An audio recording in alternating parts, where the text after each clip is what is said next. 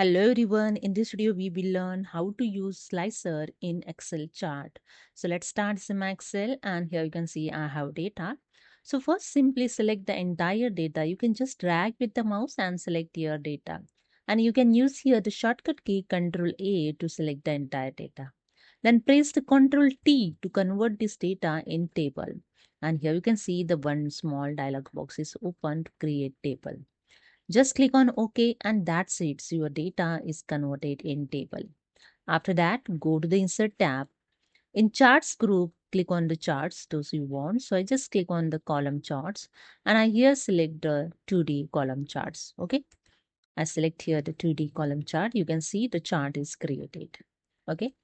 Now I'm going to insert the slicer. Just click on the table and go to the table design, and here in tools group have option insert slicer. Just click on it, and here you see the slicer is insert.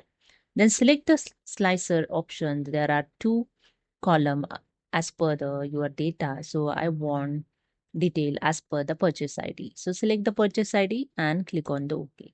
And here you can see the list of purchase ID showing. Okay, in slicer. To use the slicer, simply click on the purchase ID those you want in your chart. Suppose you click on the purchase 10 number ID. You can see the changes in the chart. Only purchase 10 number purchase ID is showing. Okay.